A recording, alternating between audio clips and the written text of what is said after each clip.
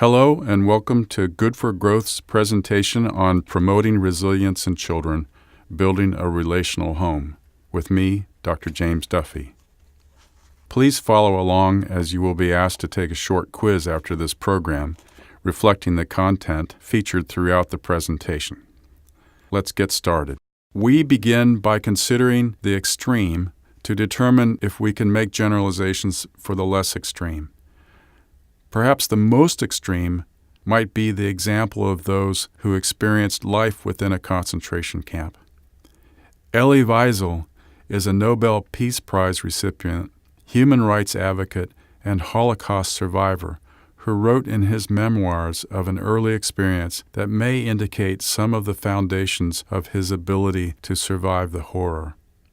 He writes that when he was 8, his mother took me with her to seek the rabbi's blessing, good health for her family, success and respect for the head of the family, good husbands for her daughters, fear of God, and for her son. He continued saying that the rabbi told me to approach. He put me on his lap and asked me tenderly about my studies. I answered his easy questions as best as I could, stammering, almost incoherent. At which point the rabbi asked my mother to leave us alone. "Good," the rabbi said when she closed the door behind her. "Now we can speak calmly." We were alone a few minutes, or was it a few hours? At last he kissed me on the forehead and told me to wait outside. "Tell your mother to come back," he said. When she re-emerged from talking with him, what seemed like days later, I froze. I tried to run to her, but my legs would not obey. She was a changed woman. Violent sobs shook her body.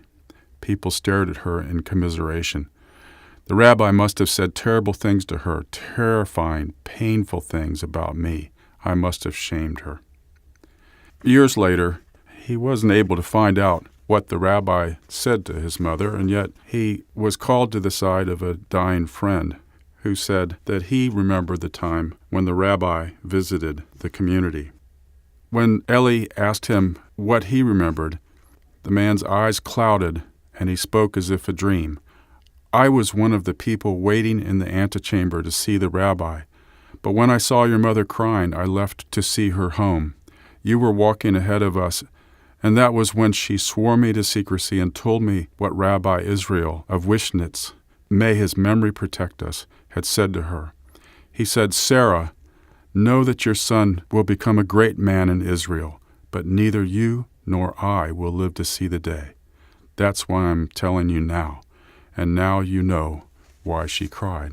What in the experience of Elie Wiesel helps us understand some of the characteristics of resilient children, and what helps them to become resilient? Children who thrive, or at least cope with significant stress, will have at least one stable, caring, and supportive relationship with an adult. Frequently, the adult is a parent, but it can also be another relative, a mentor, or even a coach. In addition, resilient children almost always have a solid grounding in a faith or cultural tradition, a sense of self-efficacy, mastery over life circumstances, and strong executive functions, including emotional and behavioral self-regulation. Other common characteristics include a sense of humor, the ability to form close attachments, and what I might term an inner psychological space in which the child can retreat and feel protected. It is often, in my experience, that less secure children blame others for bad events or failures, but children who are more secure and more resilient have a sense that even if they can't control circumstances, they can control their response to the circumstances, and they have a tendency to realize some degree of growth. Another way of saying the same is to summarize that character traits associated with resilience include flexibility, an acceptance of reality, avoiding unrealistic hope, and a strong faith that life has meaning. Another Holocaust survivor, Viktor Frankl, a neurologist and later a psychiatrist, said, "We must never forget that we may also find meaning in life even when confronted with a hopeless situation, when facing a fate that cannot be changed. Let's turn to what might be called the irreducible needs of children and how these irreducible needs are concentrated to promote resilience. Two giants of the generation of my teachers included T. Barry Prazelton, the Harvard pediatrician who developed the Touchpoints program, and Stanley Greenspan, a child psychiatrist who helped us understand the inner life of autistic children and other children with special health care needs. They cooperated late in their careers to write a short book called The Irreducible Needs of Children and outline many of the same experiences that are implied by the list of characteristics of resilient children. Particularly important are ongoing nurturing relationships with an adult who provides physical protection, safety, and models for self-regulation. In addition, all children need developmentally appropriate experiences, a structure that provides limits and expectations, and a connection with a stable, supportive community, either faith-based or secular, that supports a sense of an enduring meaning in life. From the physiologic perspective, resilience can be thought of as the ability to avoid damage, either physiologic or behavioral, from exposure to chronic stress. Resilience can also be thought of as a process of adapting well in the face of adversity, or the result of using protective factors to manage many stressful circumstances without toxic effects. The same factors that promote resilience also transform toxic stress into a more tolerable or even adaptive stress. Resilience develops from both innate intrinsic factors and experiences gained in the first few years of life, primarily in the context of supportive relationships. Researchers at the Harvard Center on the Developing Child described resilience as the result of multiple interactions between environmental protective factors and highly responsive biologic systems. There is no doubt that resilience can be learned. Self-regulation and other executive functions are developed during early childhood. Non-cognitive skills such as empathy can be taught as late as adolescence. And two-generation interventions with caretakers and children can promote resilience in both. Stress may be adaptive, tolerable, or toxic. In general, stress is a good thing. It helps us grow and learn. Confronted with multiple minor challenges, we learn problem-solving, perseverance, and control of emotional responses. However, if the level of stress or the persistence of stress overwhelms our abilities to cope or to integrate our emotions, we experience toxic stress. Persistent stress response, being always on high alert, causes damage to our bodies and to our emotions, damage that may evolve into behavioral and relational disturbances as adults. Similar to what we learned about resilience, stress becomes tolerable through the effects of protective adult relationships. Mediating stress is what is referred to as the neuroendocrine immune network. The network links early life experiences to individual differences in health and functioning as adults. This slide is relatively complicated, but it shows that early life experiences, socioeconomic status, family functioning, the exposure of trauma is mediated by important relationships that buffer the effects of stress or lacks that buffering ability, and the outcome both in behavior and in neuroendocrine adjustments leads to either chronic disease or success in relationships and in profession as an adult. The biologic predispositions are important, but may be less important than relationships. The stress response described in the previous slide can be modified by both genetics and relational experiences.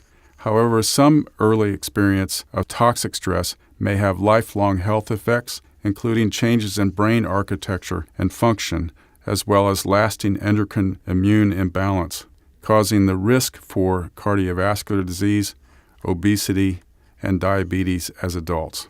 The most important point, though, is summarized here. The most frequent commonality of children who succeed is that they have at least one stable and committed relationship with a supported parent, caregiver, or other adult.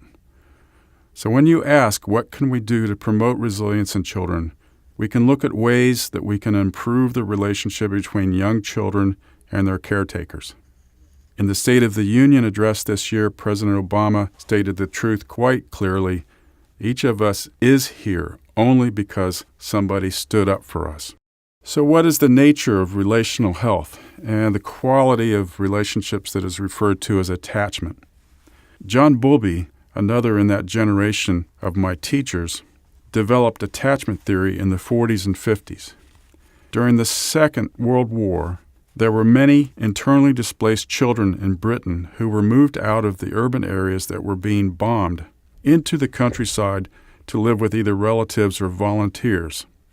He came to the conclusion that emotional bonds are basic for survival.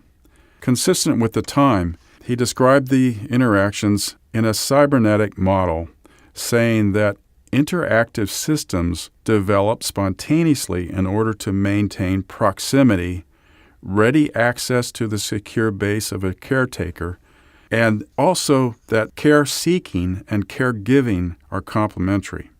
Central to the concept of attachment is that parents have working models of what's going on in the minds of their children and that they're making this intuitive connection that's reciprocal, promoting the capacity in the children to attach to the parents.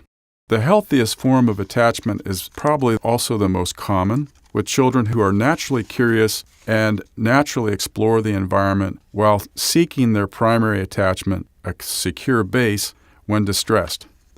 They appear self-confident, but they also are willing to ask for help. Insecure attachment patterns developed when the relationship is characterized by caregivers who are unresponsive, rejecting, or merely inconsistent. Two patterns observed in insecure attachments include internalizing and externalizing behavioral problems termed avoidant and resistant. An avoidant attachment pattern is one in which the child is passive and withdrawn and doesn't easily express distress because they have very low expectations of appropriate response when expressing distress. In older children, that might appear to be an anxious or depressed child, or might just be a child that doesn't expect to be cared for or loved.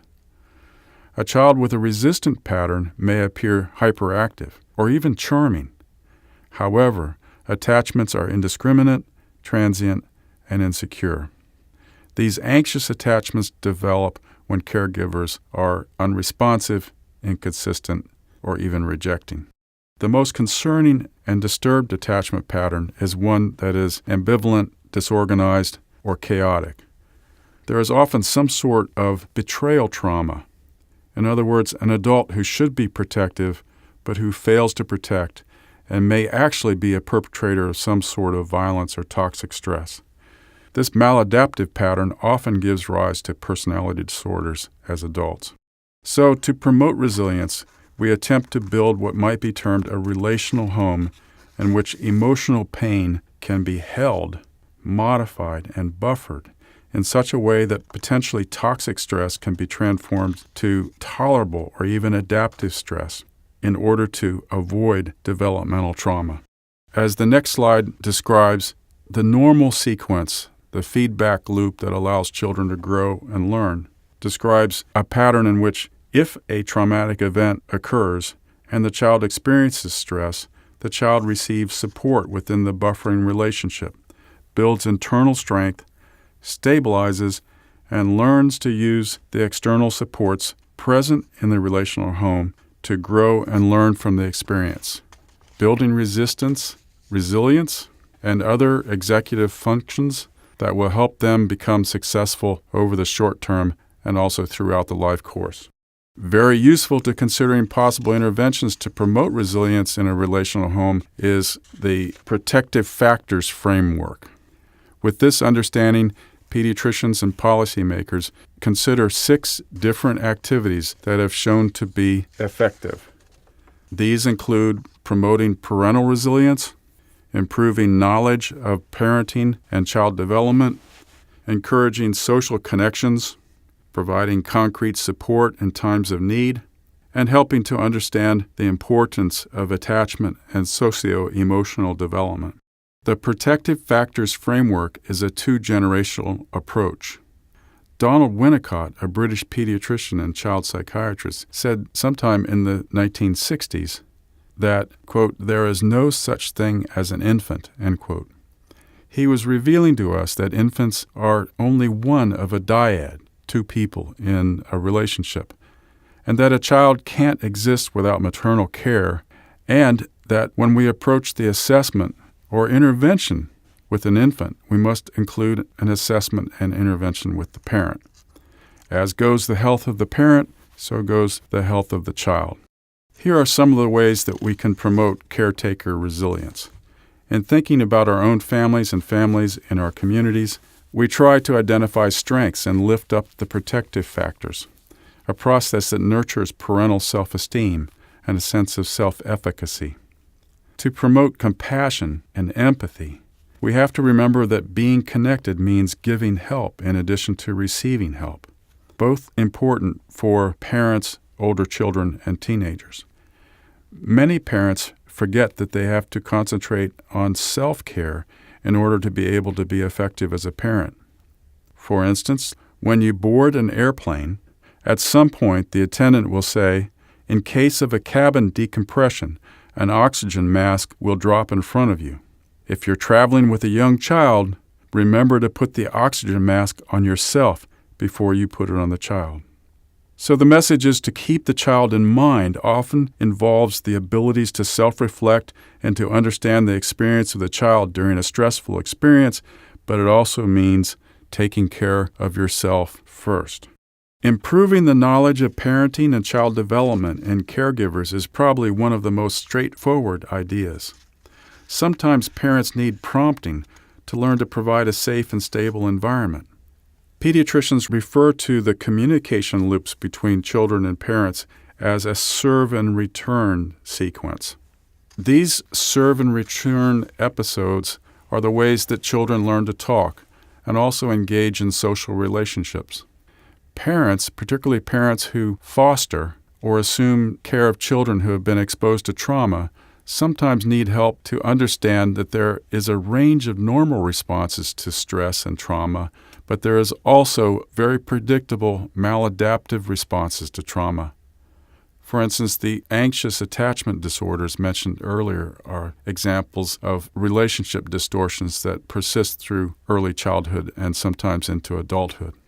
In addition, bodily symptoms such as bedwetting or chronic constipation, feeding problems, are related to the physiologic changes that are also associated with early childhood adversity.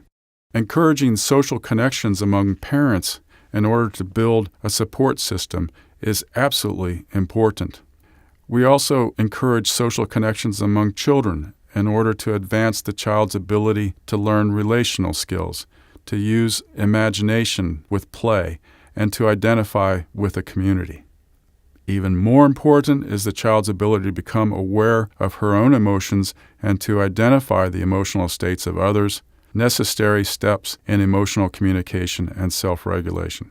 Asking parents what they need is often an important question, particularly for foster parents and kinship providers.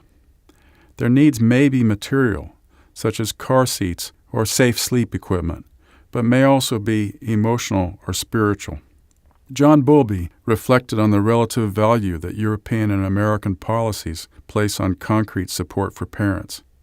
Man and woman power devoted to the production of material goods counts a plus in all our economic indices. Man and woman power devoted to the production of happy, healthy, and self-reliant children in their own homes does not count at all. Understanding the importance of attachment and the development of a secure base for children is described in the next slide. This graphic comes from a primary care intervention referred to as the circle of security. What is illustrated is a child that experiences a secure base and from that base is able to explore the environment and move away and experience new situations and challenges. If there is the onset of anxiety at some point during that exploration, the child can immediately return to the safe haven of the secure base. Fundamental to the circle of security is a sense in the parent of delight in the emerging capabilities of the child, and also the delight in the ability to provide that sense of security when the child needs a secure base. Finally, a relational home is one in which a person feels loved and connected, a secure base from which we venture out, and a safe haven to which we return at any age.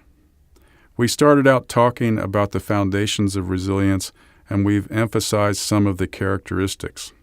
Through an interplay of intrinsic and extrinsic factors, children develop the resilience to withstand and even thrive in the face of adversity, as long as they have a secure base in a relational home. Thank you for your attention. Thank you for listening to this presentation. Now that we have completed the webinar, please take a moment to fill out the quiz, sharing the knowledge you gained from this topic. Thank you for listening. This has been a presentation of Good4Growth, a program brought to you by the Cardinal Health Foundation and the American Academy of Pediatrics, Ohio chapter.